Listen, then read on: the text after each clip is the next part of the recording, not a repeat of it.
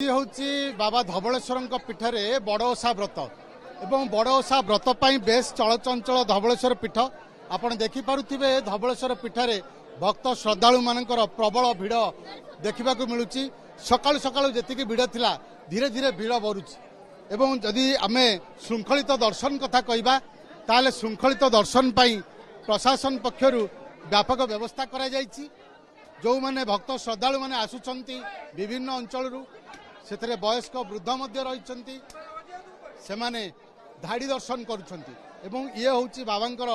जो गर्भगृह सम्मुखर भागर दृश्य एवं एई जगार ही भक्त माने पूजा अर्चना करुछंती एवं श्रृंखलित दर्शन करिया पाई प्रशासन तरफरु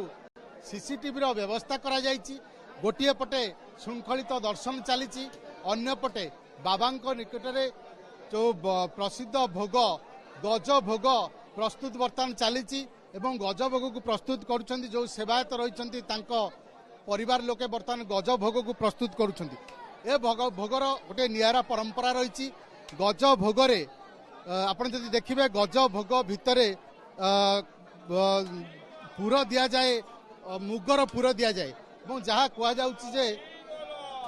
बाबा धवलेश्वर कीर्ति होउची जे कला बलद को धड़ा करथिले सी गोटे संजोग कारण धलार जो रही जदि आप देखिए अरुआ चाउलर जो रही अरुआ चाउल बटारे ता भितर दि जाए मुगर पुर अरुआ चाउल होउची धला एवं मुग होउची कला ये गोटे अनन्य निदर्शन बाबा धवलेश्वर आमे मध्य प्रतिक्रिया नबा जो माने अछंती तांकोटु प्रतिक्रिया नबा जो माने विशेषकर आज व्रतरे भक्त श्रद्धालु को पूजा अर्चना करुँच प्रतिक्रिया नवा चाहिए केमी चली श्रृंखलित दर्शन भक्त श्रद्धालु मैंने केमी दर्शन कर श्रद्धालु मैंने समस्त लाइन कर मंदिर भीतर को जाऊँ दर्शन करुँच बाबांकर आज बड़ ओषा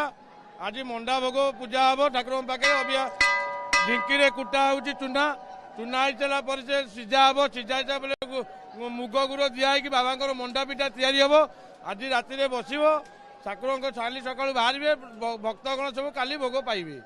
बाबांकर प्रसिद्ध होउची गज भोग श्रद्धालु माने तो भल भाव आसुचंती दर्शन करुचंती लाइन करी निज निजर मनस्कामना बाबा कहउचंती निज दुख जणाउचंती श्रृंखलित यात्रा बाबांकर चली।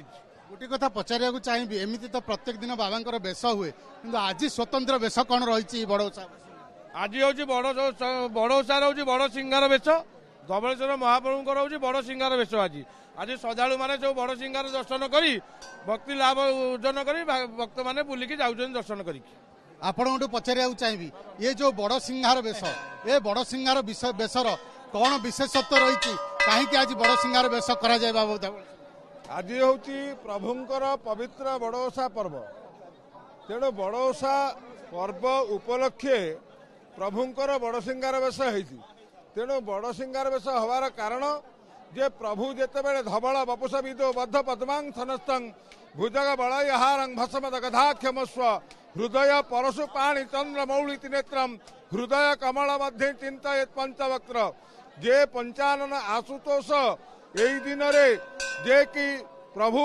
रघुनाथ रामचंद्र को साहाय्य करी रावण को विनाश करिया पाई प्रभु को साहाय्य करथिले से आशुतोष थिबारु प्रभुंकर ए दिन रे त्रयोदशी एवं चतुर्दशी मिश्रित दिन में प्रभुंकर बड़ सिंगार बेश होता है।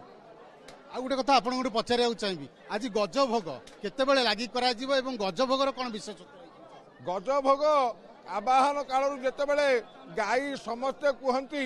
पारंपरिक हिसाब से गाई जेतेबेले बिक्री होता बलद बिक्री है से 50 टंकार गज भोग होता गज भोग हबार कारण जे कि रोगी भोगी त्यागी समस्त मानसिक ठाकुर ये गज भोग जे मानसिक करे ता पूरण होता है तेणु से दिन आवाहन कालू ए गज भोग पंथा चली आसी निश्चित भाव में आप शुणुते किभली भाव में आमको प्रतिक्रिया दौले जे रही नना आपण गोटे प्रतिक्रिया नवा चाहिए बाबा को दर्शन कर सारे ना करना फास्ट टाइम पे आछि दर्शन करी नहीं करी केते खुशी अच्छा पीठरे बहुत खुशी अच्छी व्रत धारण कर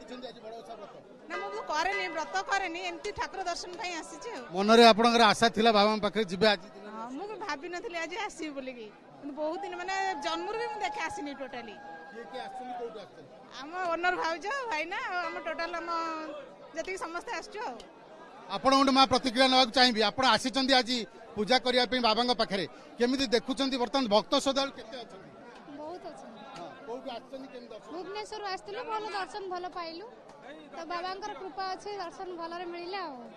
ଦେଖନ୍ତୁ ବାବାଙ୍କର କୃପା ଅଛି, ଦର୍ଶନ ଭଲରେ ମିଳୁଛି ଏବଂ ଯାହା ପ୍ରଶାସନ ତରଫରୁ ବ୍ୟବସ୍ଥା କରାଯାଇଛି ଯେ କିଭଳି ଭାବରେ ଶୃଙ୍ଖଳିତ ଦର୍ଶନ କରାଯିବ